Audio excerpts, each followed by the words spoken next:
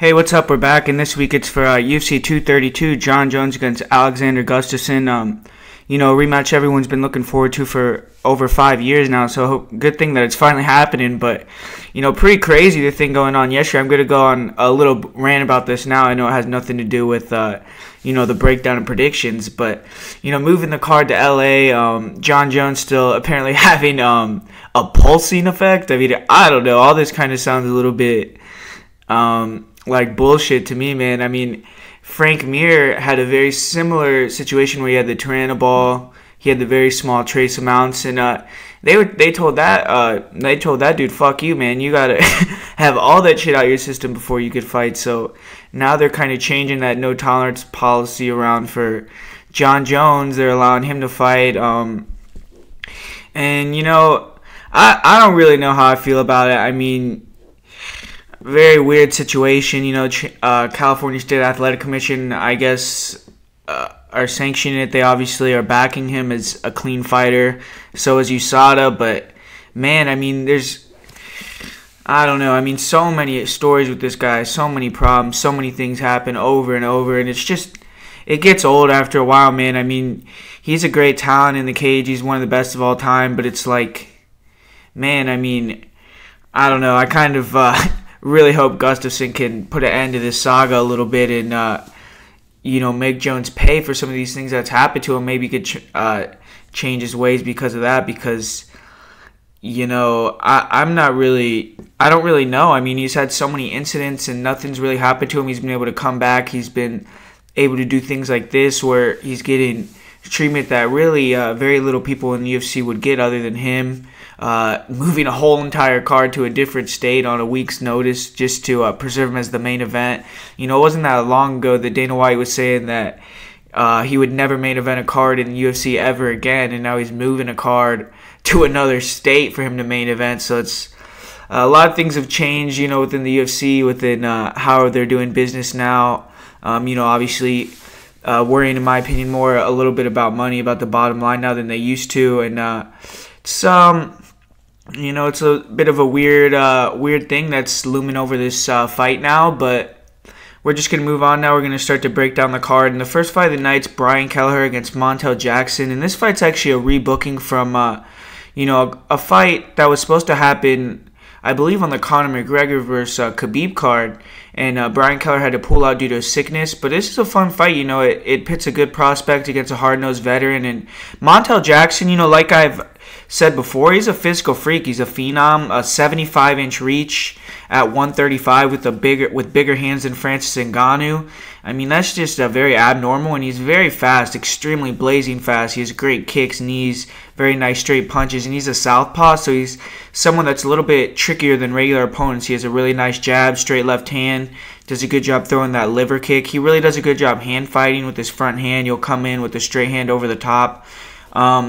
And he's very accurate with his punches. He has good power, but I'd like to see him throw a little bit more output, but he has very good distance control. He does a good job sliding down the range, countering with long-range attacks. He has very good front knees to the body, to the head, and he'll attack with really nice front kicks to the body and also to the head. He has a nice round kick to the head, and his kicks come with very little telegraph. He's very quick with them, and he's at his best when he's coming forward. He's stalking his opponents to the fence in space. He's accurate. He's extremely dangerous, but like I said, he can get out-volumed, but he has very good defense. He really gets hit clean, and he has a calmness about him. He's very aware in the cage. He's able to, be in the moment, and he doesn't get tired. He's able to be just as effective with the striking in round 1 as round 3, and that makes him a very intriguing prospect, because when you have that kind of composure in there, that's something that, you're going to have that your whole career. It's not going to go away. It's not going to be go away like speed or something like that. That's just something that Montel Jackson has, where you can be very calm in the fire. And he's going to be significantly faster at range, in my opinion. He should give Kelleher a lot of problems at range if Kelleher can't close the distance. And Jackson's a great grappler as well. He's a great wrestler. He was training to wrestle in the Olympics before transitioning to MMA. And he does a good job getting the clinch. He'll circle to the back. He gets big slams, very good crotch slam takedowns. And he has very good grip strength. He was able to control the wrist and the clinch just very well. You saw against Ricky Simone, he was controlling his wrist in space with one hand while punching with the other. which I haven't seen many people be able to pull that off. So very nice, very good takedown defense. He's hard to hold down. Does a very good job shucking off attempts, limp legging out of singles. He has very heavy hips. He's very long. It makes him hard to take down in the clinch. And he can get taken down with well-timed double legs and body locks. He was grinded out by, one of the best fighters, in my opinion, at 135 pounds in Ricky Simón. But he was able to reverse several takedowns. He was able to take Simón down as well. And he defended a majority of the takedowns from Simón. So overall, I thought that was a pretty impressive performance. And he's very explosive. He's able to change positions, scramble very quickly to top position. And his wrist control makes it very hard for opponents to get damage off on the mat on top. And, he's good at looking to deny takedown attempts. And I just feel like that's what he should do in this fight. He should try to deny the takedown attempts at Kelleher, keep it on the feet, and I believe if Kelleher can't take him down, he's forced to strike, that Jackson has a good chance of getting a finish here. And for Brian Kelleher, he's been up and down in his UFC tenure, but he also is ready to throw down, bring on exciting fights. He always does. And he's coming off a pretty brutal knockout loss at the hands of John Lineker. He's going to be looking to bounce back here. And Kelleher's been an overachiever in his career. And after a slow start, he made a name for himself. He beat some legends of the sport like Henan Brow. He's very aggressive with his forward pressure. He does a great job of staying in his opponent's faces. He won't give him a chance to breathe. He has a nice jab. He likes to throw a jab leg kick or jab body kick combination. He has a good long right hook. He does a good job landing it when his opponents are trying to circle away. Good left hook in the pocket. He does a good job throwing and moving his head off center line. Makes him a bit harder to hit. He has good front kicks to the body. He has nice uppercut left hook in the pocket. He throws with big power on his right hook as well. And, he likes to throw spinning back fists. He'll throw a right hook off of it. His cardio is really tremendous. He's able to stay in his opponent's face, even in round 3. And he's shown a great chin over his career, but he was brutally KO'd in his last fight against John Lineker in a war. But he seems to be confident, ready to go, get back on the horse. And you have to wonder how that fight will affect him going forward, though. But he has some decent pop at his head as well. He has 7 career TKOs. And Kelleher is strong in the clinch. He does a good job digging underhooks, landing knees, short shots to the body and to the head as well. He has good control in the clinch. He can bank time against the fence. He isn't a great wrestler, but he will grind for double legs, gets a cage, force wrestling situations. He's only 4 for 14 on takedown attempts in his UFC career, but he has good takedown defense. He has a great guillotine he'll attack with, and he does a good job wrapping up the neck, rolling him out where he'll still have dominant position even if he can't finish the choke. He was able to get that against Yuri Alcantara in his UFC debut. Off his back, he hasn't shown much in the UFC, but he does a good job getting his back up against the cage, standing back up.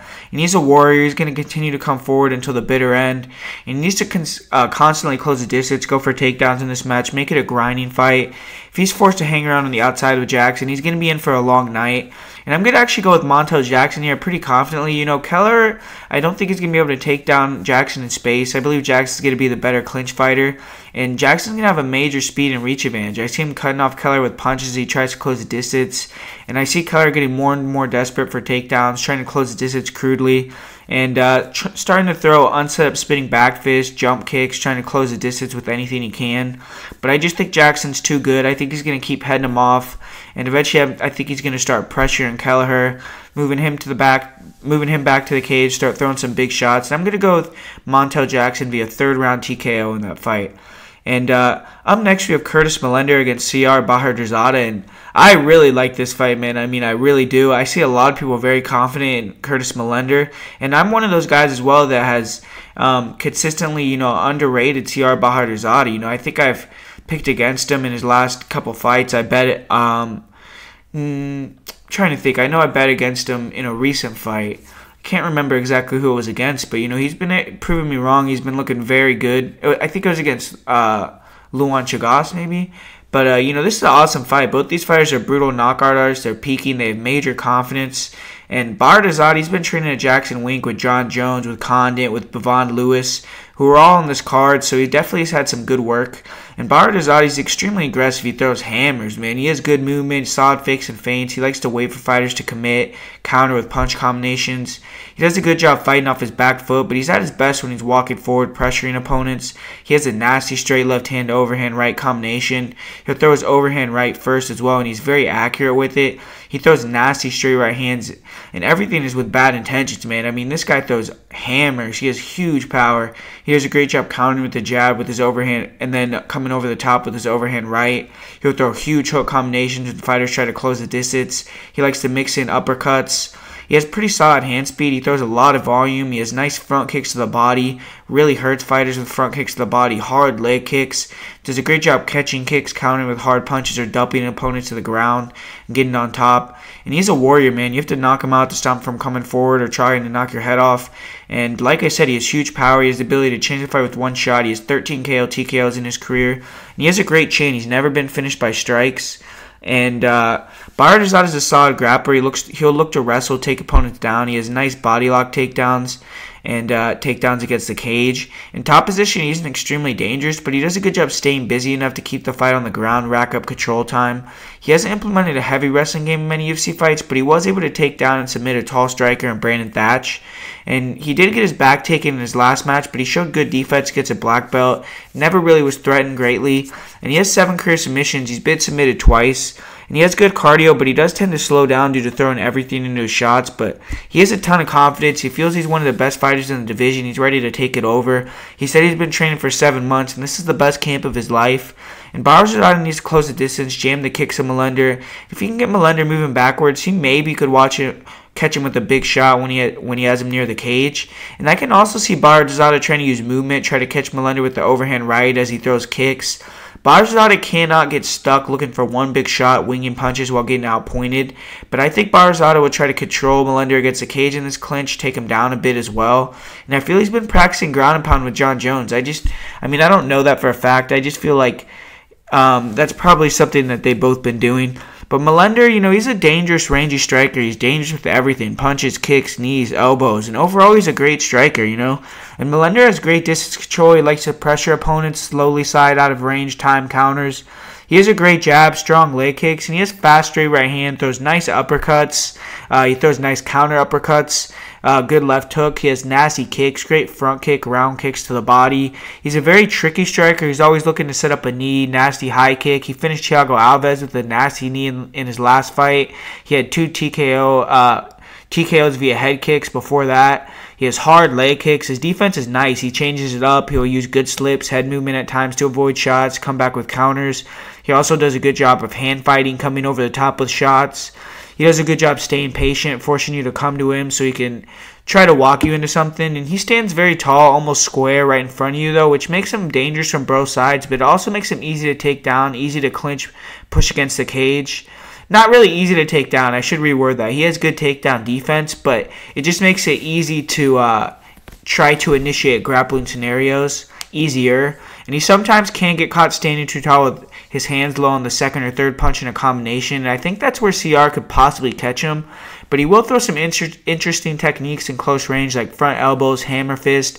He has nasty step-in knees to the head, to the body. And he can get his knees to the target extremely fast. He seems to start slow, then pick it up as the fight continues. He lost the first round to Kevin Holland and Max Griffin before winning the decisions. But he has 6 knockouts. He's a big, strong welterweight with a great chin. He's never been finished by strikes. And he's an improving grappler. He's dangerous in the clinch. He has nasty knees to the body and to the head. Great elbows and uppercuts in close. He'll throw a flurry of elbows and knees in the clinch. And he can hurt and finish fighters in that position. And I still feel he can improve how he deals with forward pressure. He tends to stand too tall. He'll counter moving backwards. But if he doesn't land, fighters are clinched up with him against the cage or taking him down. And Max Griffin was able to land an overhand into a takedown, control Melender on his back rather easily. And Melender doesn't seem to have much off his back. He just tries to control posture and not take damage. He did a nice job of getting a body lock against Griffin later on in the fight. And if he can't get on top, he's dangerous. He'll unload with barrage of hammer fists, attack with elbows to the body, to the head as well. And he has great cardio. He can go for 3 rounds easily. He was submitted twice in Bellator, but that was years ago. He has no career submissions himself, so he's not really a threat there. Melender needs to control distance. He has a lot of head movement, parrying, rolling with punches, countering. If he can counter the crazy hooks and uppercuts of Bahadurzada with shots he doesn't see coming, short shots inside of exchanges, he could hurt CR. And he doesn't need to go forward he needs to go forward, use lateral movement, avoid being backed up to the cage or potentially being taken down. And I'm actually going to go CR Bahadurzada here by 3rd round TKO. I think he's going to drop him, finish him with ground and pound. And I feel he'll maybe be losing the match, but he'll be dangerous. I see him eventually clipping Blender on the feet, getting on top, finishing the fight. And CR is someone who seems dedicated and giving his life to going on, this run right now. He's the older guy. I just think he's very hungry. And I just think he's going to continuously just be walking this guy down, eat these shots. And I just think he's going to eventually just find a shot and be able to put Curtis Millender out. So I'm going to go with CR Bahadurzada via TKO in that fight. And up next, Uriah Hall against Bavon Lewis. This is a really fun fight. Bavon Lewis is someone that's people have been talking up as a phenom, the next great fighter out of Jackson Wink. And Uriah Hall looked great in his last fight, but Bavon Lewis, he's 6'3", is a 79-inch reach. He's an imposing figure in that cage.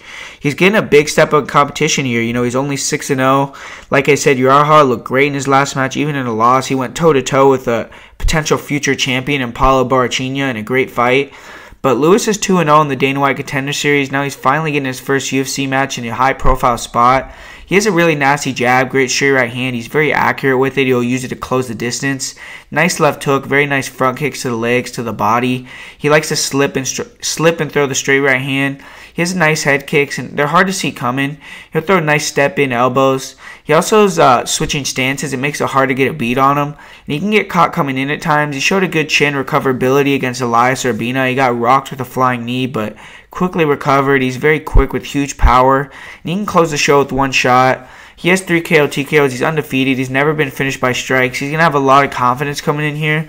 And I think he's the meaner guy here. I think he's going to be the guy that's more likely that if he gets Uriah Hall hurt, he's not going to let him off the hook. He's going to finish him, and he will finish him brutally if he has to. But Lewis, he's a strong grappler. He's super dangerous in the clinch. He has nasty elbows, great knees to the body and the head, great uppercuts, hooks to the body. And he finished the last opponent with a nasty knee to the head. He's physically strong. He can bully opponents, control them against the cage. He'll land double legs against the cage. On top, his length really gives him a big advantage. His long arms allow him to stand up in opponents' guards, land big ground and pound punches. He has good takedown defense. He does a great job defending with front chokes and or sprawling, getting on top. And Lewis has good cardio. He gets stronger as the fight goes on. He isn't a submission threat. He has 0 submissions in his career, but he's been training with these 3 other guys on this card that are like I said, CR Bahadurzada, John Jones, and Carlos Condit, that are all veterans. They're all guys that are going to be giving him good advice about how to train for these fights, how to, be ready mentally for these big-time atmospheres. And he should be getting great work in the lead-up here, but Lewis needs to close the distance, make this a clinch fight. And if he can get Hall against the cage, start to work his elbows, knees, if he could start to wear on him, I think he could potentially finish Hall. But I feel he can strike at a distance with Hall as well, but he does leave openings and he could get clipped. So obviously the smarter game plan would be to try to clinch him up, take him down, beat him up against the fence with the elbows, and just make it a grinding type fight. But Uriah Hall is a super dynamic striker with some fantastic finishes. And like I said, he looked fantastic in his last fight. And I hope he comes with the same mindset here, because that would make for a very fun fight. But Hall has had problems showing up in fights at times. He needs to be mentally on to defeat a fighter like Lewis, but he's lost 4 of his last 5 fights. With the loss here, I believe he'll probably be cut, but Hall has a phenomenal jab, great lateral movement, fantastic controlling distance with his jab against Costa. He has a nice left hook. He has nasty straight and overhand right. And when he lands clean, he could put fighters out cold. He'll throw nice inside-outside leg kicks. He'll attack to the body with the round kicks. He has great jumping, spinning back kicks to the body or the head. And he also throw regular spinning back kicks to the body and the head. And he's not someone you want to strike with that range. He's extremely fast. He's explosive. He's always one punch or one kick away from changing the fight. Big power, and usually his wins are by KO, TKO. He has 12 KO, TKOs, and 17 wins, including tough. And he has a good chin. He has the ability to take punishment and come back with his own. You saw that against Chris Jocko. But he doesn't have great defense when he gets hurt. He'll back up to the cage. He stands right in front of opponents trying to throw back. And it makes it possible for opponents to tee off on him against the cage. He got clipped with big uppercuts against the cage against Jocko. And Lewis throws that technique very well. And he has been KO TKO'd 4 times and 3 times in his last 4 fights. And Hall's not much of a grappler. He definitely prefers to range striking fight. But Hall will rarely go for takedowns. Or look for the clinch, but he has good lateral movement. It's dangerous with knees and kicks. He makes fighters hesitant to shoot in on him from a distance, so they try to clinch him up. And when he does get taken down, He doesn't really have great takedown defense. He was finished with ground and pound by Musasi. He was hit with huge shots against Jotko, but he will attack with submissions off his back, such as arm bars, triangles. But overall, his submission game is not super dangerous. Being on his back or in the clinch is not somewhere he wants to be in this match, and he needs to use his lateral movement, keep the distance, not get backed up. If he can use his jab, set up his right hand and kicks, that's his best chance to win. He needs to try to catch Lewis coming in, make him hesitant to close the distance. Lewis hasn't fought many times, and this is definitely a huge step up in experience. So if Hall can keep him on the outside early, ping him up, he could potentially break him mentally. But ultimately, I'm going to pick Bavon Lewis here. I feel Hall had a lot to prove in his last match, and a win would have skyrocketed him up the rankings. Now he's fighting an opponent coming into the UFC on his debut in a fight where he has nothing really to gain. And I'm not sure how invested Hall will be in this fight. He's flirted with retirement a couple of times, and I think if Hall, is going to win here, he's going to have to catch Lewis earlier, get out to a big lead, get confident, and just coast. But I think Lewis is going to be wanting to make a splash here. I think he's going to be the more aggressive, more hungry guy. I think he's going to be the guy moving forward, pushing Hall back, landing elbows, knees, uppercuts. And if he can get Hall against the cage, and I feel he can finish Hall. My pick is going to be Bavon Lewis via second round TKO. And that's going to be a good start to the card if that happens with 3 consecutive KO TKOs. And up next we have Nathaniel Wood against Andre Ewell. And this is a very fun fight, very close fight. And good way, this is a good way to showcase these two young guys. They're both 1-0 in the UFC. They have exciting styles. And the winner of this fight will most likely get a top 15 matchup. And Nathaniel Wood, he's a very technical striker. He has big power. He has a very nice jab, good 1-2, good straight right hand, left hook combination, strong leg kicks. He'll attack the legs. He'll attack the legs early and often. And he likes to walk forward and stand right in front of opponents flat-footed to get him to throw so he can counter, which could get him in trouble as well. But he likes to counter with the straight right hand, likes to counter with right hooks. He'll throw a left hook front kick to the body, straight right hand combination. He has a nice front kick to the body. And he has good head movement. He has great chin overall. He's willing to take shots to give his own. He throws with a lot of volume, and he slowly starts to wear on his opponents as the fight goes on. And if he gets clipped, he'll back up to the cage. He'll use head movement, a high guard defend while trying to land one big shot to change the tide of the fight. And while it isn't a great strategy in my opinion, he has been able to catch fighters, finish opponents doing this very thing. And he has one-punch knockout power. And if he lands clean and keeps his power... And if he lands clean, he can definitely knock people out. And he keeps his power for all 3 rounds. He has 9 KO TKOs. He's only been finished once by strikes, and that was due to doctor stoppage.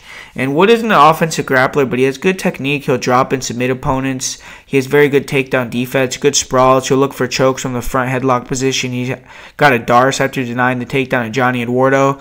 I've seen fights of him where he gets taken down. He's forced to work off his back. He does have a triangle choke on his record. He has a rear naked choke as well. He has 3 submissions in his career, but he has been submitted 2 times himself, and he has none since 2015. He is riding a 6-fight win streak. He has a lot of confidence coming into this matchup, and Nathaniel Wood's going to need to stay technical and not get drawn into, war by Ewell. Andre is extremely dynamic. He likes to close distance with long, explosive attacks. And Wood needs to use his leg kicks, chop the legs of Ewell because he stands heavy on that lead leg. But he does switch stances, so he should be careful early, get the distance timing of Ewell, then try to pick him off with shots when he comes inside. Wood already likes to counter-strike, and Ewell will give him plenty of opportunities. Taking him down could also be a potentially part of the game plan. But, Andre Ewell, he made a splash in his UFC debut. He beat the former UFC champion, Renan Barão. But Barão's a shell of his former self. I feel Wood's definitely a stiffer test. And Ewell's a big, athletic 135er. He has a 75-inch reach. You have a 6-inch reach advantage for this matchup. And Ewell's a very fast, powerful striker. He has a nice jab, a nice straight right hand. And Ewell is more of a counter striker as well. He likes to try to wait for opponents to strike, come over the top with straight punches. He's good at striking going backwards. He can switch stances, create new angles to land shots. He'll move backwards, switch stance, drive on his back foot, spring quickly into a straight left hand. He likes to throw head kicks from southpaw after he lands a left hand. And he's earned a knockout with that exact combination. He does a great job countering the pocket with the shovel hook uppercut with big power. And I feel when Wood is using head movement, he could land it, that shovel hook. and he has good power with 7 KO TKOs. He has a good chin. He's never been finished by strikes. But Yule's grappling is improving, but it's a huge hole in his game. He leaves his legs easily available to get singles, and he lets fighters close the distance, take him down with body locks pretty easily. He will try to lock into guillotines, front chokes to defend takedowns, and off his back, he is green. He was pushing himself away from the cage, making it easier for Barao to control him in his last match, and he was almost armbarred. He is very explosive. He was able to explode out, return to his feet. He has strong cardio. He can go hard for all 3 rounds. And this fight has no grappling in it. It's better for Yule. He should look to keep it on the feet and have a kickboxing match. Wood is hittable. Yule has power, and he could knock him out. This is a fight I feel if it stays on the field, Yule will definitely be live. He's explosive. If he lands clean, he could hurt Wood. But I think Wood will be smart and technical. I think he's going to try to get inside, land punches, low leg kicks, not give Yule space to work. And I'm going to go with Wood via decision in kind of an action-packed fight there. But I think that Andre Ewell is probably the more likely guy to get a knockout, and Nathaniel Wood is more likely to get a submission in that fight. And up next, you have BJ Penn fighting against Ryan Hall. And this is just an odd fight, man. BJ Penn just can't let it go. He hasn't won a fight since 2010. He's riding a 5-fight losing streak. And it's just tough to see this continue to go on, the UFC to continue to promote him. But man, I mean, he's fighting Ryan Hall. He's a big name in the jiu-jitsu world. He's 2-0 in the UFC. Hall striking is not a strong point, and that at least makes it a safer fight for BJ Penn. And Penn's been training with Dede Pederneiras, with Jose Aldo, Leo Santos for this fight in Brazil, trying to change things up. In recent fights, even against Yair Rodriguez, Penn did start aggressively. He has good forward pressure. He looks to land the straight right hand or the jab. And the problem is, other than forward pressure, his punches come much slower. He doesn't look to have the pop he used to have. He has a decent one, too. He has a good jab to the body. He dropped in a Seaver with a nice uppercut. But just doesn't have the pop he used to have. He keeps his hands low. He has bad defense. He gets hit with clean punches, kicks to the face. He still has a good chin. He takes shots. He'll continue to come forward. But he does get staggered now. He was dropped and TKO'd by Yair Rodriguez in what is his 4th KO TKO loss of his career. And he really slowed down in round 3 against Seaver. He got beat up. And Penn has 7 KO TKOs himself. And, it was how he won his last match. But it's hard to see that happen in 2018. And Penn is well known for being one of the fastest fighters to earn his black belt, hence the nickname The Prodigy. But he doesn't really possess any wrestling in terms of takedowns. He'll try to use punches to get inside, grab the single collar clinch. He was able to briefly take down Yair Rodriguez with a body lock. In his most recent fight with Seaver, when he dropped him, he swarmed him with big ground and pound punches, but he was caught in an armbar attempt. He was able to pass the side control, but he couldn't free his arm. He was basically neutralized on the ground, and that's not really a good sign. He showed good takedown defense on a single leg attempt against Seaver. He showed, some signature pen. He was jumping on one leg. In his fight with Frankie Edgar, though, he was taken down easily, and for a while he showed some decent defense on the ground. He was able to use his butterfly guard to stop ground and pound, but couldn't really get to his feet. And as the fight went on, he started to get beat up more and more. And he has been training with Leo Santos. He's one of the best BJJ fighters in MMA, so I'm sure he's focusing on that part of his game for this fight. And Penn hasn't earned a submission since he fought Kenny Florian in 2009, but he's never been submitted in his career. And I feel if on top he could pass Ryan Hall's guard, it's probably his best chance for victory. I see a lot of people saying Penn is going to have a striking advantage in this fight. If it stays on the feet, he'll win, and I just disagree, man. I feel Hall's kicks will give BJ huge problems closing the distance. Could potentially keep him at bay and win a decision, or even hurt him and finish him, to be honest. And Penn always had the chance to land a big shot for sure, but I think that his best chance to win is actually on the ground. And he's had a good look for Hall and Santos, and he should try to either grind Hall against the cage, try to get on top, pass his guard, and stay safe. And for Ryan Hall, he's an interesting fighter. He's very analytical. He has what a casual fan would call a very boring style, but he's been dominant so far in his 2 UFC victories. He's barely hit at all, he was barely hit at all against Gray Maynard, who's someone from the same era, BJ Penn. He was able to easily keep him at bay with kicks. He also defeated the GOAT, Artem Lobov, in a very dominant fashion. And he hasn't fought since then, since his fight with Gray Maynard. But he seems to only be looking for fun, high-profile fights, not just trying to just fight any fight. And apparently, he had a couple people turn him down as well. So, he definitely has a weird style for people to get ready for. And he hasn't fought in 2 years. So, Penn actually has fought twice since Hall's last fought. But Hall has a karate stance, uses a lot of lateral movement. He'll throw a lot of front kicks to the legs, body, and to the head. He'll also throw side kicks to the head and to the body. He'll throw front kicks, spinning back kicks. And he has some decent short punches when fighters close the distance, but he rarely throws hands. And when fighters get into boxing range against him, he'll literally just flop to his back, avoid the punches. He doesn't throw the kicks with big power, but he has good cardio volume. He has 2 TKOs in his career. He's never been finished, and I feel like those kicks are going to give BJ huge problems closing the distance. BJ got hit with clean kicks against Yair Rodriguez. It seemed like he didn't really see him coming, man, and didn't really react to him well. So I feel like that's going to be a big part of Hall's game plan on the feet. Hall isn't a wrestler, but with the style he doesn't need to be. You know, his style forces fighters to either engage at kicking range against Hall or deal with him off of his back. And Hall's one of the best grapplers in the world on the ground. He's a Naga super fight champion. He's a U.S. grappling super fight champion. And Hall is always looking to use Imanari rolls, attack the legs. He has a nasty leg locks. He's a master of the 50-50 position. Gray Maynard wanted no part of the ground game with Hall. His timidity engaged on the ground led to his loss. And Hall has very fast hips. He has a deadly guard, nasty triangles and arm bars, very good sweeps in top position. He has great guard passing. He can quickly move to dominant positions. He has a good rear naked choke. He has 4 submissions in his MMA career. He's never been submitted. I feel Hall used the same game plan he did against Maynard. I don't see him pushing a heavy grappling game plan. Instead, I see him moving, kicking, flopping to his back if Penn gets inside, rolling for leg locks. And for Hall, his kicks will definitely be effective in this match. He just needs to be aware that if he cannot get his ground game going off his back, that this isn't a BJJ match, and just try to stand up. And I feel on the feet he'll be dominant. I feel he'll dominate Penn, not in terms of hurting him most likely, but out-volume him, not getting hit. And I feel Penn will start with heavy forward pressure. I think he's going to try to get inside, try to throw hands. If Hall drops to his back, I do see Penn obliging him. I see him falling him to the ground. Penn kind of recklessly entered the guard deceiver. He got put in an armbar attempt. He can't be hasty with someone like Hall. And I just think that his fight is on the feet. Hall wins, and on the ground I see Hall being more threatening with his guard, throwing elbows off his back, potentially submitting him.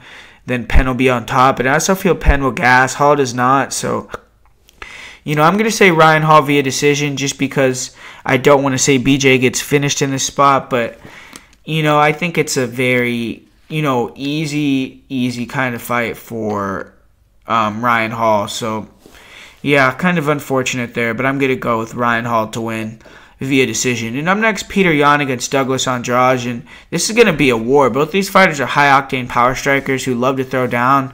Peter Yan, he had an epic match with Jin Soo Sun in his last fight, and Douglas Andrade, he looked incredible. He buzzsawed through Marlon Vera in his last fight. Andrade likes to walk opponents down, throw hard oblique kicks, outside leg kicks. He has good front kicks, round kicks to the body. He throws nice spinning back kicks to the body, occasionally to the head. He likes to wait for his opponents to throw and counter with straight punch combinations. He has very fast hand speed. He can make opponents gun shy to throw. He has a good straight right hand lead. He'll change it to an overhand right. He has a nasty lead left hook, a good left uppercut, nasty left hook. When fighters get hurt, he'll swarm with big shots. He does a good job controlling distance, sliding in and out. He has good fakes and fades. He's very explosive. And when he decides to close the distance, he's very dangerous in close range with elbows. He has devastating spinning elbows, good back fists.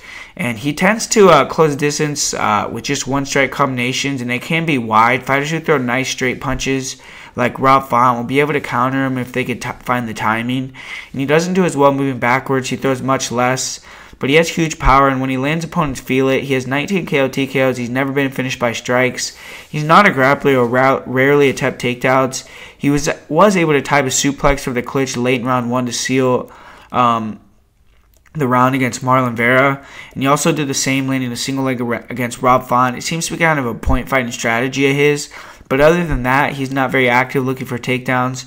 He is strong in the clinch. He will throw nasty knees to the head. He'll attack off the break with dangerous spins, and when he's forced to strike moving backwards, he'll move to the cage, get wild with the striking, making him easier to take down. When he's in control, moving forward, he's very hard to take down. He has a heavy sprawl. He does a great job seeing his opponent's takedowns coming, moving out of the way, shucking it off with underhooks. He's not a submission threat. He just has one career submission. He's only been submitted one time after he got pinged up by Rob Font. He has a phenomenal record of 25-2, and he's going to have a lot of confidence coming in here. He's finished 20 of his 25 fights. I don't expect this fight to go to decision. And Andrade just got to go first in this match and set his punches up with fakes and feints, and just be a little bit more technical. He can't go crazy against Peter Yan, who's a very good boxer.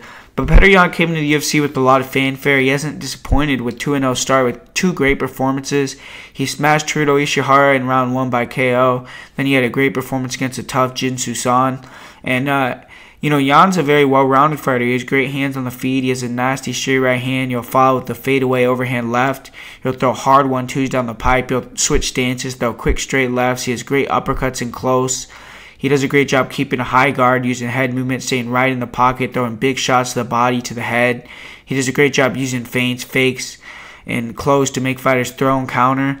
And he has nasty kicks, great body kicks, nice head kicks, leg kicks, oblique kicks, spinning kicks. He has it all, He'll use his kicks in combination with his punches, keep very high volume of shots out there. He likes to attack with spinning back fists, close the distance. He'll follow it up with big kicks to the head and to the body. He has 4 KO TKOs. He's never been finished by shots. He has a great chin, but he is hittable. And Yan is extremely strong in the clinch. He has nasty short elbows, big knees. He'll disengage with great spinning elbows. He has nasty slams, trip takedowns. He'll elevate his opponents to land belly-to-belly suplexes. He has nice hip tosses, good elbows in the clinch. And he'll damage you before he tries to take his opponents down. He likes to back his opponents up against the cage, land big slam double legs. On top, he's very good. He likes to advance position to mount, rain down punches until the ref stops the fight. He can't be taken down by well-timed doubles, but he does a good job scrambling, either getting on top or his feet on the hips, standing back up. And he isn't much of a submission threat with only 1 career submission. Yan has shown in his fight against Magomedov that he's fearless. He's extremely hard to put away. He has tremendous cardio. He can go 5 rounds. So 3 rounds are not going to be a problem.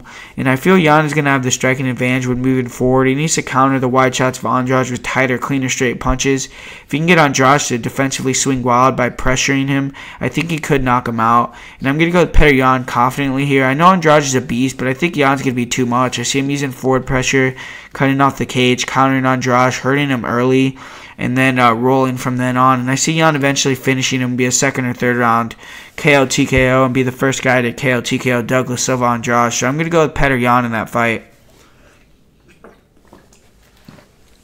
And up next, we have Kat Zingano against Megan Anderson.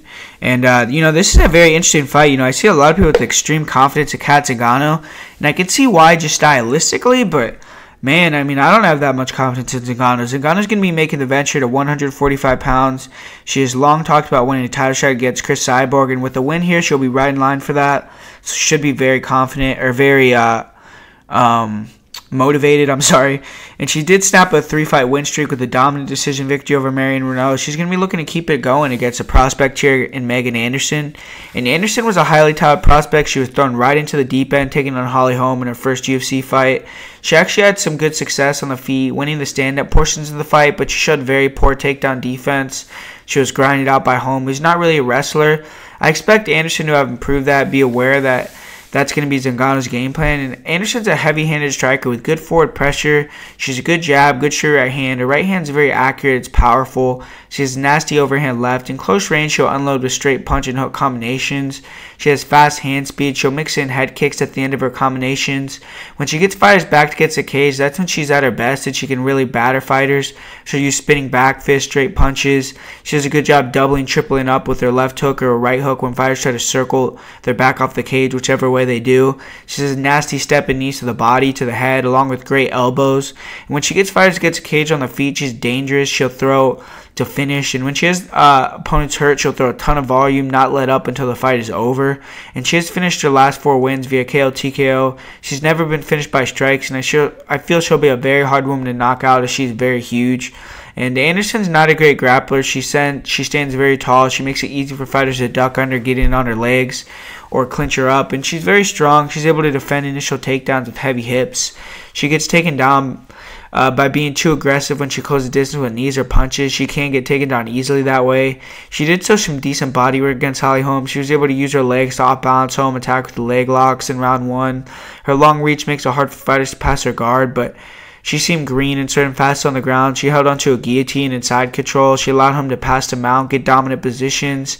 She didn't seem to have much experience fighting off her back. She was submitted by Cindy Dandois as well, who's another grappler. And Anderson needs to stay off her back in this fight. If she can keep this fight standing, she'll definitely have an advantage with the stand-up over Zingano.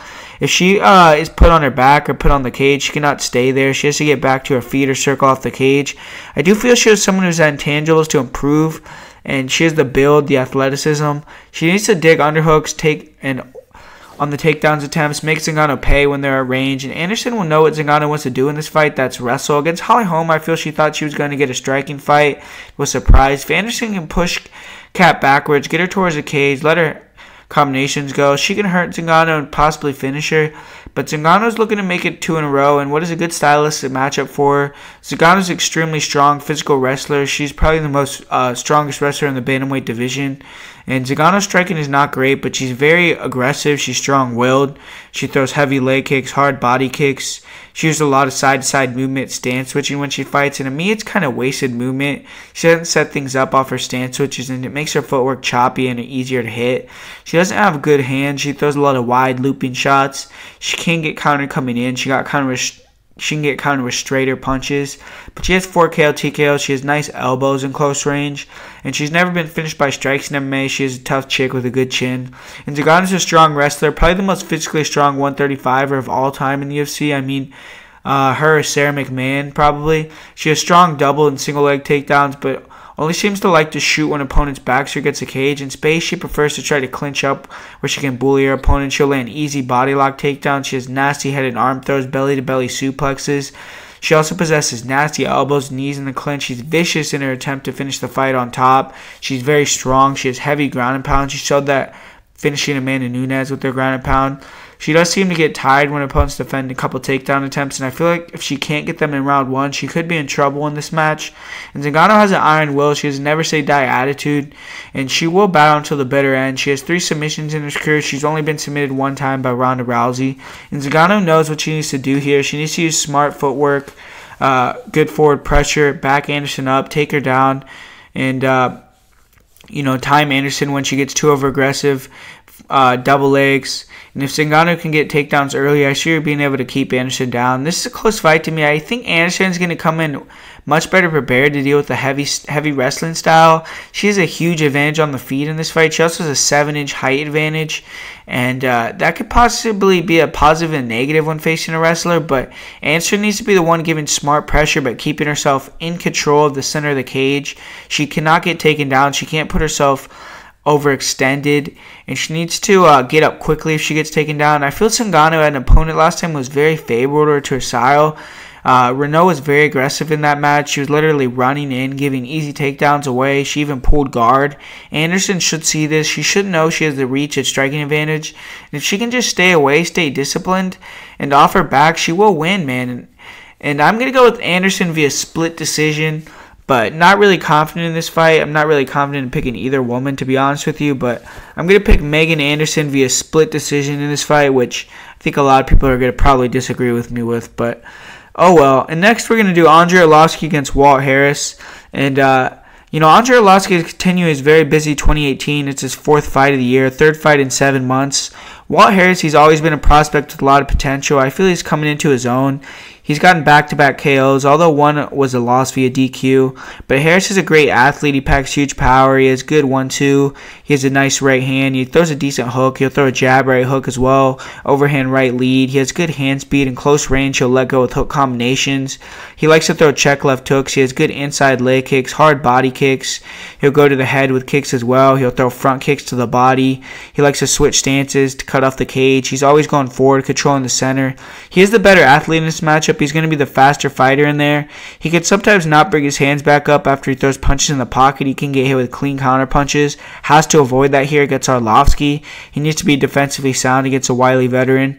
And when Harris lands, he's a finisher. He closes the show. He's finished all 11 of his wins by KO TKO. He's 4-3 in his second run in the UFC, but he has 5 knockouts in 7 fights. The one lost to Mark Godbeer. I wouldn't call it a knockout. He hit him with a head kick after an eye poke, and the ref was telling him to stop, but kind of was like a bang bang thing, and they gave him a DQ for that. but it wasn't like he got finished, and he got finished via TKO basically. So 5 knockouts in 7 fights since he's returned. And he has been TKO'd twice in his career, but Harris has been rounding out his game. He's improving his grappling in his second UFC go-around. He landed a nice single leg against Mark Godbeer, moved right in him out. That is the only takedown he's landed in his entire UFC career.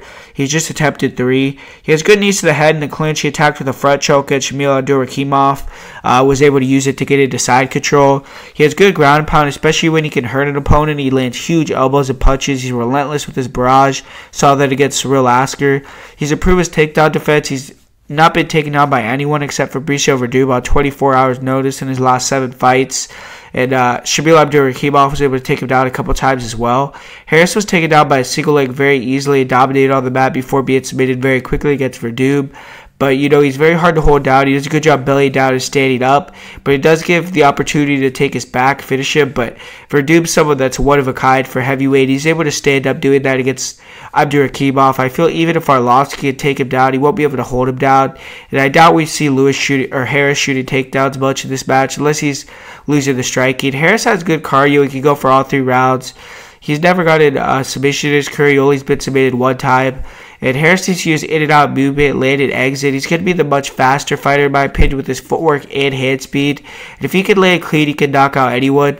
Arlovsky had a lackluster performance in his last match after a bit of a revival, and now he has lost 2 in a row. And he's taking these fights back-to-back, which makes me question if he's just taking these fights to earn some money because, he just recently fought Shamil Abdurakhimov, and now he's bouncing right back 2 months later to fight this fight. So I don't know if he's doing that for a reason. Maybe he feels good, or he's doing it kind of just because he's at the end of his career. But he's a nice jab, good overhand, and straight right hand. He likes to throw check left hooks and fighters in the pocket, catch him exiting. He does a good job attacking the body with hooks and punches, going back up top the head. He has hard inside leg kicks, front kicks to the legs. He can throw the leg kicks without setting him up. He can get him caught, end up on his back. Happened to him quite often in his last fight. He has good uppercuts in close range. He'll throw spinning back fists that are dangerous. He has a nice double jab, overhand right. He puts a lot into his right hand. And he isn't as fast as he used to be with his hand speed. Abdurakhimov was able to pot shot him from the outside a bit, clinch him up in close. Arlovsky has shown better movement and angling than previously in his career. He's taken more of a defensive approach and wildly attacking like he did early on. And he's shown that he still has a decent chin, even though he has been finished a ton of times. He took some huge shots against Tuivasa, and he's been finished by KO TKO 8 times. It's still pretty remarkable he has that type of durability. And he's always a finisher himself. He could definitely knock people out. And Arlovsky engages in grappling much more than earlier in his career. He likes to clinch up with opponents in the pocket instead of trading. He has good trip takedowns and good control in the clinch. He was able to get double legs against Stefan Struve, but that's not normally part of his arsenal. His trip takedowns are his best takedowns, but on top he isn't very good. He doesn't have great top control, and I'd be very surprised if he could control Harris on the ground.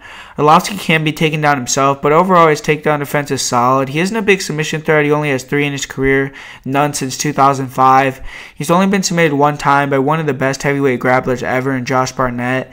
For Arlovsky to win this fight, he needs to come in good form, try to counter Harris, pot shot him, clinch with him, slow down the pace of the fight. If he can get his jab going, land his check left hook, control distance, use angles, frustrate Harris and route to a decision, it's possible he could win.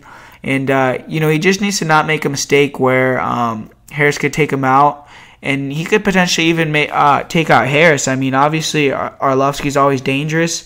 But I'm going to pick Walt Harris in this fight via second round KO TKO. I feel Arlovsky is most likely taking this fight just for a paycheck. And due to how close he took the last 2 fights after losing to Tuivasa, I think he'll let Harris dictate the pace, walk him down, throw more punches. And eventually, I just see Harris landing a big shot and taking out Andrei Arlovsky. So I'm going to go with Walt Harris via second round KO TKO in that fight. And up next, we have Chad Mendes. He's going to be taking on Alexander Volkanovski in an awesome fight. And Chad Mendes, he's arguably a top 5 featherweight of all time. He returned with a bang with a quick KO victory over Miles Jury after 2 years off. Volkanovski's surging. He's been dominating so far in his UFC tenure. He's won 14 consecutive fights. He's 5-0 in the UFC. The winner here of this fight will be right in line for a number 1 contender match and or the title. And Mendes, he's a super athlete. He's extremely explosive. He has huge power in his hands. He has a plethora of knockouts in his UFC career. His overhand right is deadly, and he's always looking to counter with it. He has great accuracy with his counter right hand. He does a great job throwing a straight right to an overhand right combination.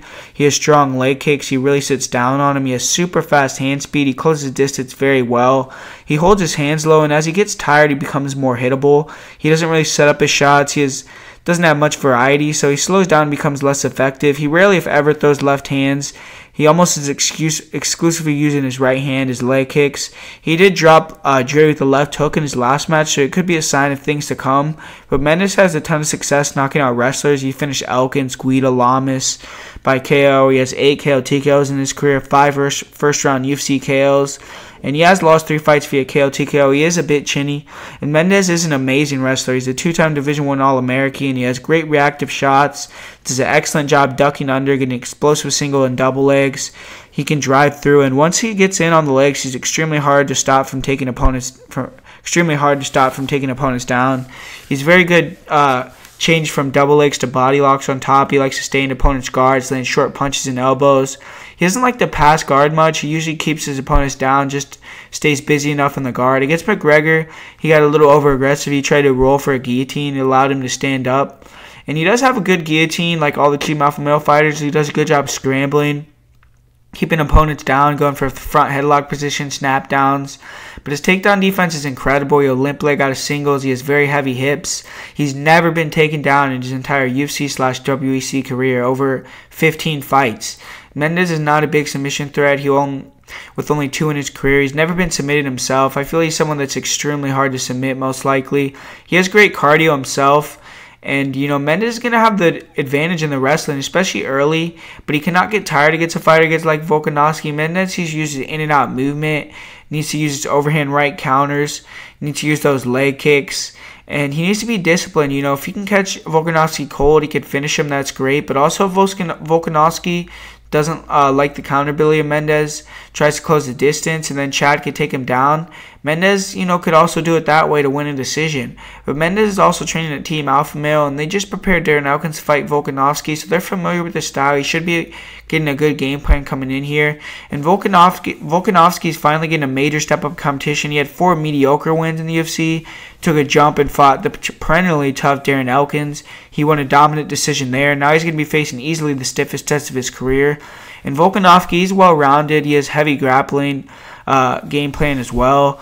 And Volkanovski is a bit solid striker, but he's not very dynamic. He has a nice jab, good leg kicks. He'll throw the jab to the body. He likes to throw the counter overhand right as fighters close the distance. He also used the overhand right as a lead to close the distance, get in the clinch. He's able to rock Elkins multiple times with his overhand right. He dropped him with it. He does a good job sticking in the pocket, sliding in and out, returning with left hooks, overhand rights, straight right hands. He likes to throw to the body with big hooks. He has good head kicks, body kicks with his lead leg. He also keeps heavy pressure on opponents. He always owns the cage. He pushes opponents backwards. He does a good job of faking level changes, trying to create openings for strikes. He'll fake level change, come with the uppercuts. He sets his shots up better than Mendes. He will close the distance with a straight left, right hook, right uppercut combination. He doesn't throw a lot in combination most of the fight. He'll mostly use 1 or 2 shot attacks. He likes to slide away from shots or turn. And against an athletic freak who can close distance like Mendes, that may not work. He is powerful, but he doesn't possess the one-shot power of Mendes. He has 10 KO TKOs in his 18 wins, and he was TKO'd in his lone loss. Volkanovski is a strong wrestler, and what he has used to earn the majority of his victories is wrestling. He does a great job using his striking to get inside. He'll duck under into his body lock clinch. He's very strong. He can just bull fighters over when he gets his hands clasped around the back. He'll shoot reactive double legs. He does a good job using it to push opponents against the cage. If he can't get the takedowns, he'll dig double underhooks. He does a great job controlling opponents against the cage, making control time. Very strong in those positions. He can lift and slam opponents when he gets his hands connected. And he's strong in the clinch. He'll land short punches, elbows. He was spinning elbows to disengage. And it's an effective technique. On top, he's very good. He does a great job moving to half guard where he'll posture up, land heavy ground and pound. He has great control. He'll put a lot of damage on opponents from top position. I feel like I have little to no chance of taking out Mendes, and Mendes is the better wrestler here. Volkanovski was jumping on a lot of guillotines against Darren Elkins, even when he had him hurt, which I thought was a bit of a bad fight IQ. But he has nice guillotine. Overall, he isn't a big submission threat. He only has 3 career submissions. He's never been finished by submission. I feel Volkanovski is a fighter you have to put to sleep to get him out of there. But Volkanovski's biggest advantage in this matchup is his cardio. He has great cardio. He can push a hard pace for 3 rounds. If Volkanovski can weather a storm early, take Mendes into the later rounds, he'll have a better chance getting his game going. I feel Volkanovski should pressure Mendes, but make Mendes go first. He should pressure him to draw out his shots, catch him close the distance or in the pocket. I feel after round 1, he should start to try to control him against the fence, force him to defend wrestling shots, even if he doesn't get them. If Volkanovski can get him tied going into round 3, he can put it on him in the last round, try to take him out.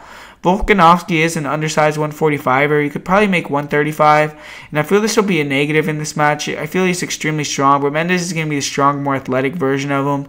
I think Mendes will catch Volkanovski with the second or third punch on a blitz as Volkanovski tries to lean out of the way, drop him, and finish him.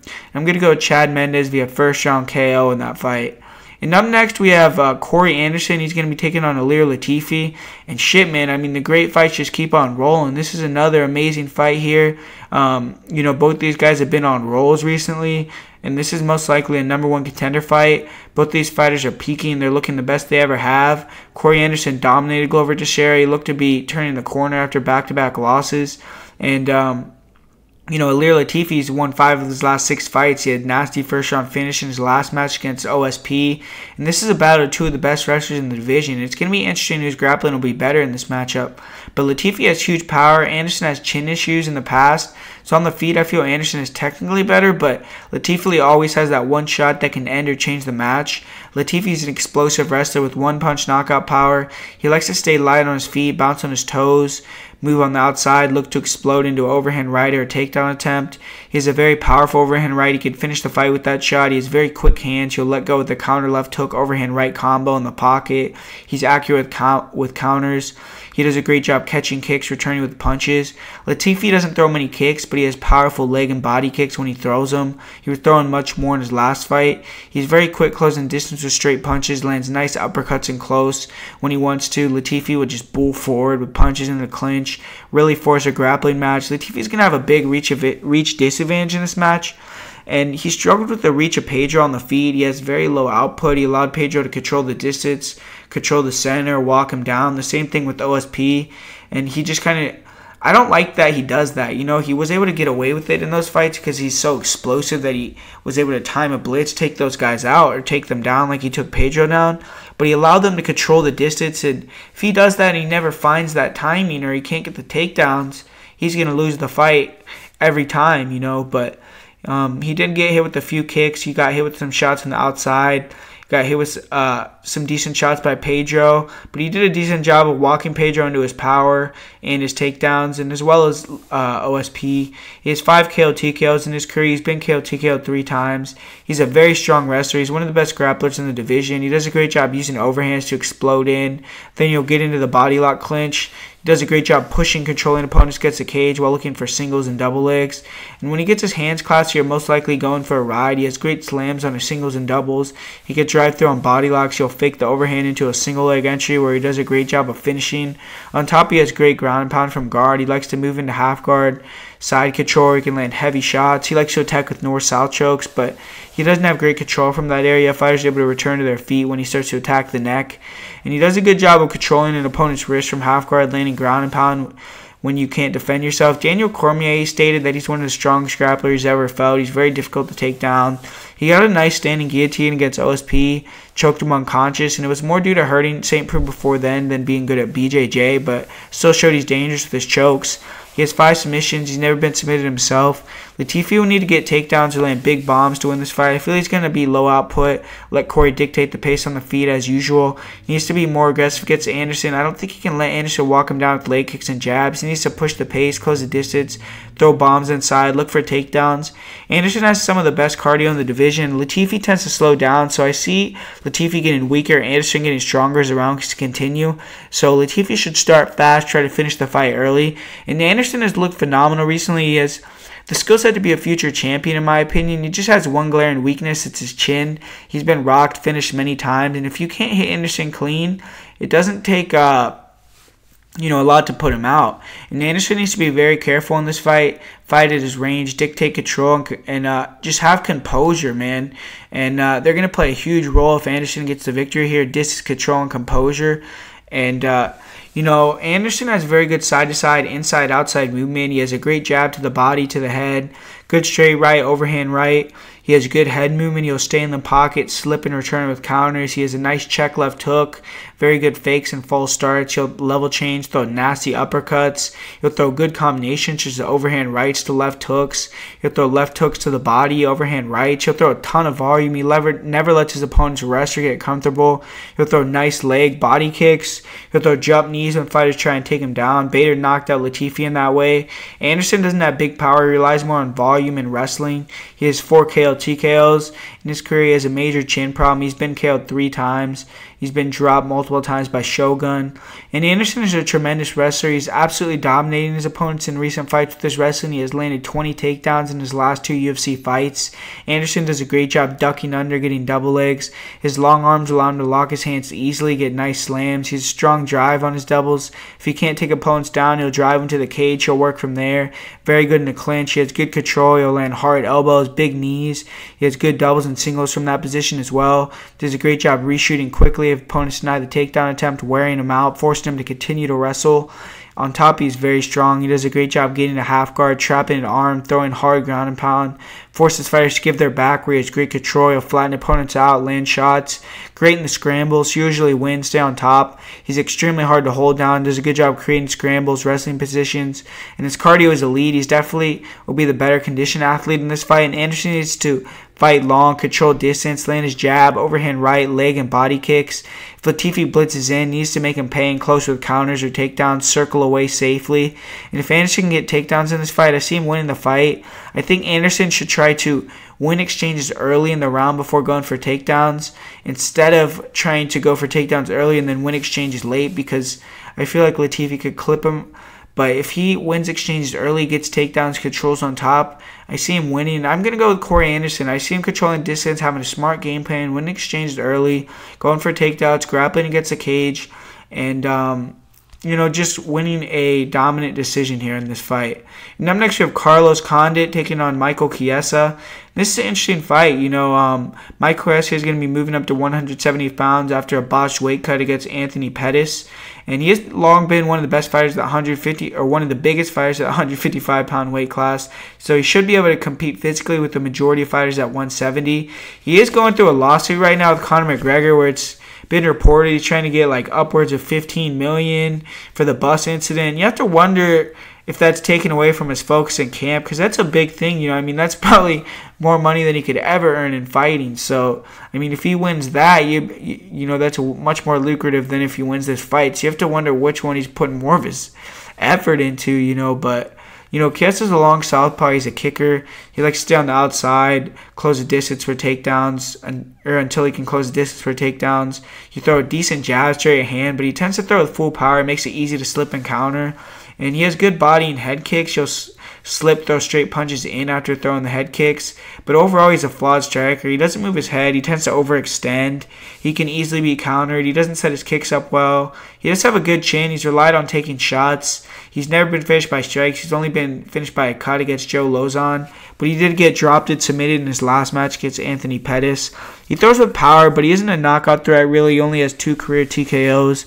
He's a physical wrestler. He's strong. He's very long arms. It's able to get the body lock, get his hands connected from far out. He throws nice knees to the body in the clinch. He'll attack with elbows. He has body lock trips, single leg takedowns.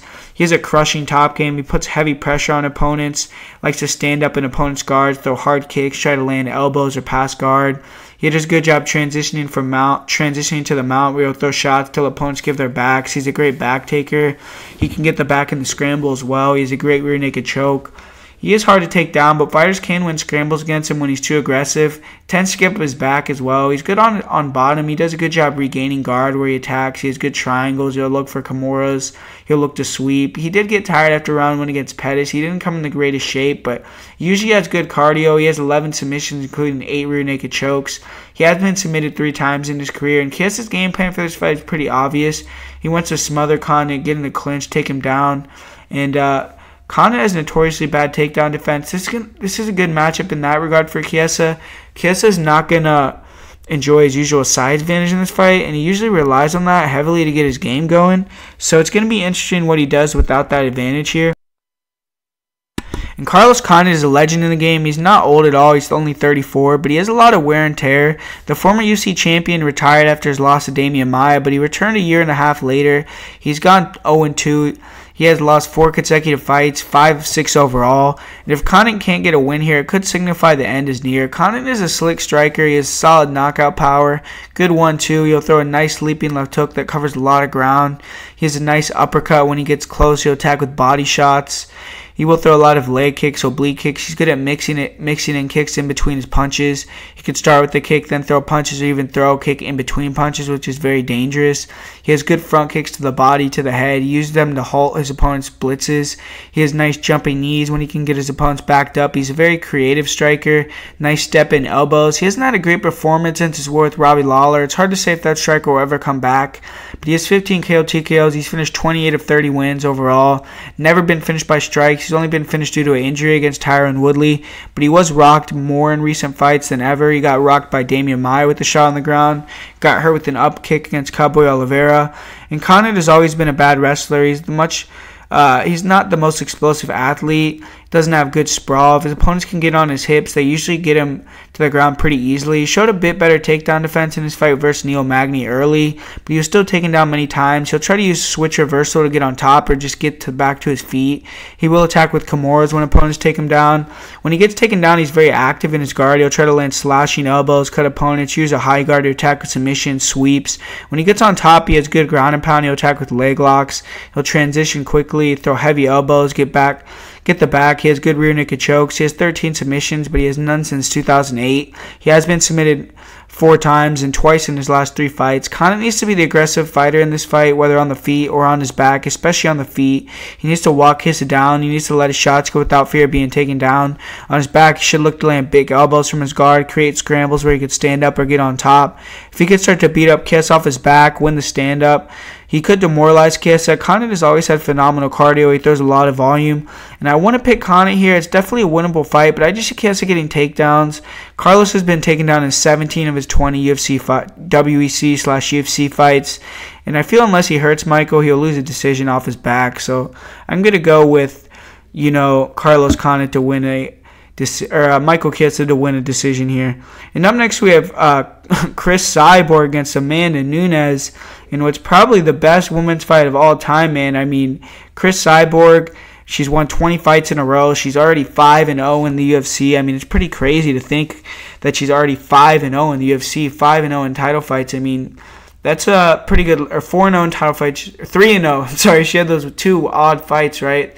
Or was it just 1? I think it was 2. Yeah, she fought Lena Landsberg and Leslie Smith in those 2 fights where they were at 140, and they were kind of stupid fights. But she's 3-0 in title fights now, 5-0 in the UFC, and she's going to be fighting Amanda Nunes, the 135-pound champ, who's 9-1 in the UFC, 5-0 in her last 5, 7-0 in her last 7. So both are fighting at incredible levels. And Cyborg is a destroyer. She comes in aggressively right from the start. She has a good jab, but she's always looking to land that right hand. Does a good job throwing the jab, right hand, then going to the body with punches, back up top. She stands right in the pocket. She'll unload with left and right hooks to the head, to the body, absorb and return shots with no fear. She lands hard, low leg kicks. She has better head movement to work inside now. And Cyborg's going to want to keep the pressure in this match. Swarm, push Nunes back to the cage. Don't let her get comfortable. Cyborg has shown in her fight with Muay Thai legend Jarena Bars that she'll never quit. She took a hellacious beating early in that fight. She got dropped with brutal knees, front kicks to the chin. But she was able to recover every time, dominated the tail end of the fight, proving you have to kill her to put her away. She obviously possesses crushing power, and most girls are not willing to absorb the shots Cyborg throws. Cyborg has 17 KO TKOs and 20 wins, including gained 13 of his last 15 wins. By the way of KO TKO, she's never been finished. She has 13 of her last 15 wins, by the way, KO TKO, and 17 and 20 wins. She's never been finished with strikes, and she has a hell of a chin. She's an underrated grappler. She's nasty in the clinch. She has a strong double collar. She'll throw opponents around, slam hard knees to the face, to the body. She'll throw solid elbows. Fighters don't like to be in boxing range against Cyborg, so they tend to try to get in the clinch, where Cyborg will get an overhook, where she'll get the collar tie, throw knees, frame, and right hand to exit. She does a good job digging a deep overhook or underhook to lift and turn opponents, and when she can land punches and knees, big elbows in that position. And Cyborg doesn't look for offensive takedowns much, but she's very good with takedown defense. She's usually much more physically strong than her opponent. She's able to deny a lot of takedowns with just physicality, but when she gets taken down, she does a great job exploding back to her feet. She's hard to hold down. She's won BJJ tournaments in the past. She's well versed on the ground. And I feel Nunes' best game plan, though, is to grapple. Cyborg is not a submission threat. She has 0 submissions in her career. She was submitted in her lone loss. And Cyborg and Amanda have been talking a lot of shit coming into this match. I feel Cyborg's going to be motivated to make a statement here. I see her pushing a pace right off the bat, trying to show Amanda who's boss. I think she'll try to use her wrestling combinations or head movement to get inside, push Amanda back, ping her with big shots to the body as well, slow her down. And Cyborg has never had a heart issue or a cardio issue. Amanda's had both, so pushing her pace, making this a war is where Cyborg will most likely thrive and Amanda will not.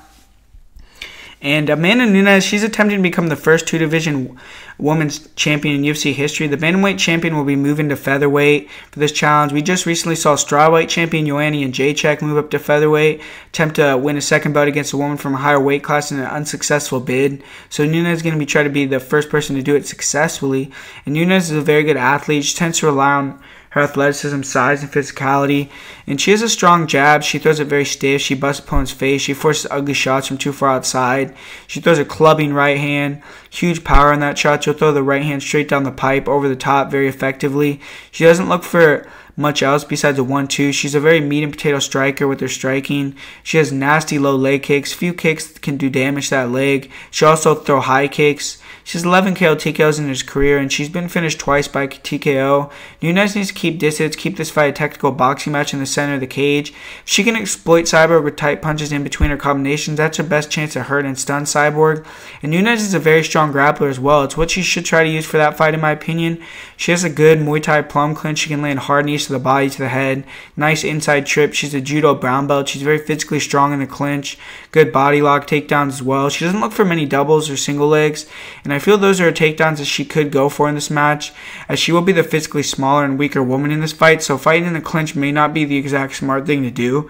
And I do feel Nunes can have success controlling Cyborg against the fence, potentially like Holly Holm. And if she can land shots there and actually do damage, that's a good way to take rounds. On top, Nunes is nasty. She does a great job getting position, landing huge elbows to the ground, to the body, to the head on the ground. She landed a nice, nasty right hand from guard against Ngannou. Nasty right hands, over and over. She almost finished her with that ground and pound. She's a black belt in BJJ. She does a great job putting pressure on opponents until they give their back. She has good rear naked chokes. And Nunes should look to use Cyborg's aggressiveness against her early, land leg kicks, counters, angle. And when she sees a safe time to close the distance, push Cyborg to the cage, she should do it, control her there. If she can get on top of Cyborg, cement top position, I feel that's her best chance to finish the fight. And I'm going to go with Cyborg via 3rd round KO. I feel she's extremely motivated for this fight. I see her actually coming back from adversity here.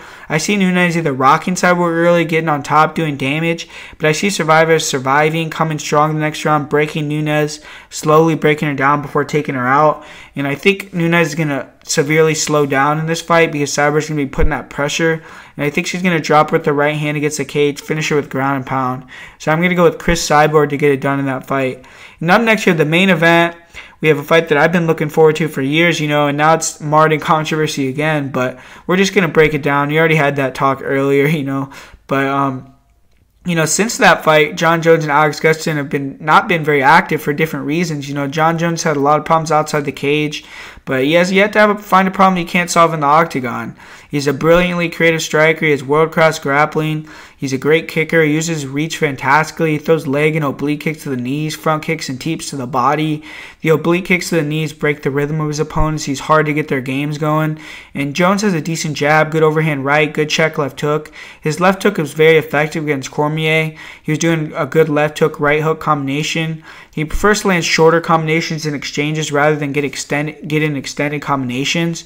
And Jones has always has his lead arm extended to keep range. He's notorious for poking fighters in the eyes because of this. And he likes to control run wrist, come over the top with elbows. He's very good in close range. He'll throw spinning elbows, front elbows. He possibly has the best standing elbows in the game. And Jones has nasty head kicks, front kicks to the face. He'll throw spinning kicks to the face. He really likes to throw head kicks from southpaw with little to no toe. He can get them up to the target quickly. And he pelted Gustafsson with many head kicks in the first match. Gustafsson was able to eat them, and he finished Daniel Cormier with the head kick in his last match. And that's a shot I see him looking for early and often in this fight. Jones has never been known as a big power puncher, but he has 9 KO TKOs on his record. He has a hell of a chin. He's never been rocked in a fight I can remember. And Jones needs to get inside early, make this an in-close fight. He should really close that distance, forward pressure. Should try to use that head kick, try to land elbows in close. And Jones is phenomenal in the clinch. He has nasty front elbows, elbows over the top from the single collar clinch. He breaks the clinch with nasty spinning back elbows, nasty uppercuts, strong knees to the body, to the head. And he just wears fighters out in the clinch. He has great cardio. He's an incredible wrestler. He likes to back opponents to the fence where he has strong double leg takedowns, good inside trips in the clinch, strong body locks. He has good single legs as well. He does a good job chaining his takedowns together until he can find the takedown. On top, Jones has some of the best ground and pound in MMA history. He has vicious elbows. He gets smash opponents with elbows, even from the full guard. He likes to get the crucifix, throw nasty elbows. He also has a great mount. He's been doing a lot of BJJ lately. He has rounded out that part of his game as well. He's a nasty guillotine choke, and he can get it from standing positions, such as versus Lyoto Machida. He has an iron will, and he'll never say die attitude. He let Belfort break his arm before coming back to defend it, to defeat him. And he took the fight in the championship rounds against Gustafsson the first time. He has the heart of a champion. And Jones needs to close the distance, cut Gustafsson off, force him into the close range. He needs to attack with the elbows over the top, front elbows, attack with head kicks.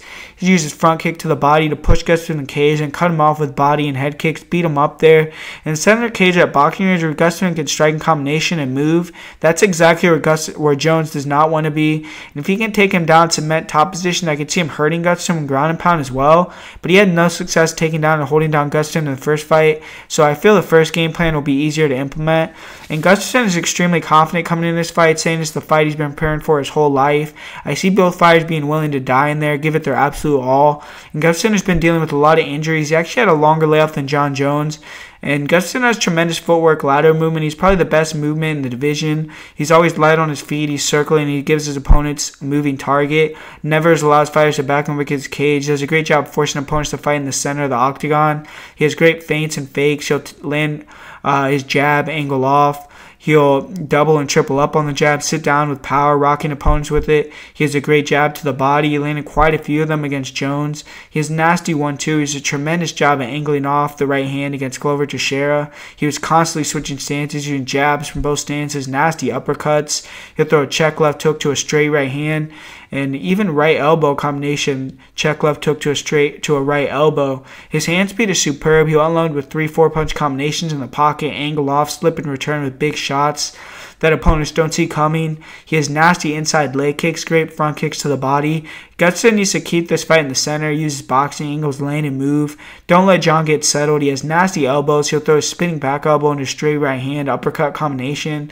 He was ducking his head a lot, though, when he was circling against Teixeira, and I believe that puts him in danger of getting head kicked. If Jones can time it, he could catch him with a big head kick, knock him out. But Gustafsson in the center at boxing range will be the more effective fighter. He will have the hand speed and the footwork advantage, and they're probably the best in the division.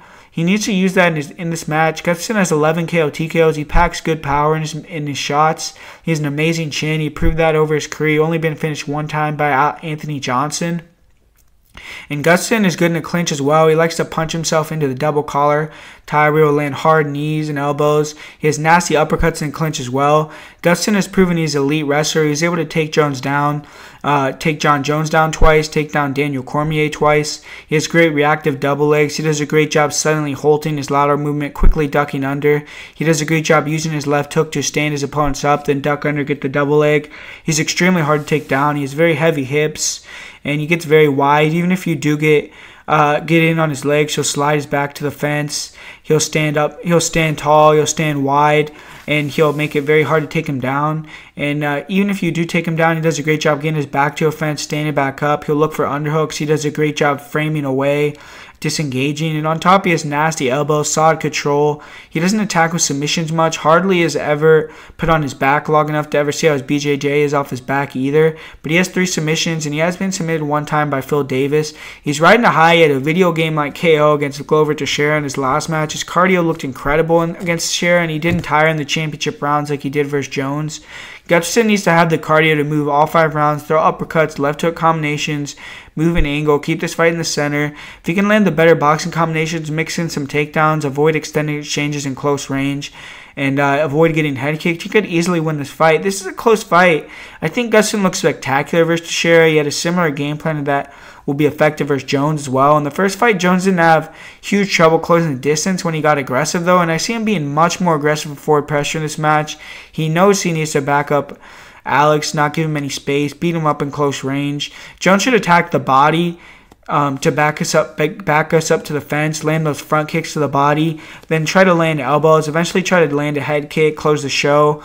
And whoever gets this fight where they want it, whether it's in the center of the cage for Gustafsson or against the fence and in close range for Jones, is going to be the winner. And I just can't pick against Jon Jones, man. So I picked against him against DC in the second fight, and I was thinking that the layoff was going to maybe cause him some problems, but looked very sharp, and I just can't do it, man. I can't pick against Jon Jones until he loses.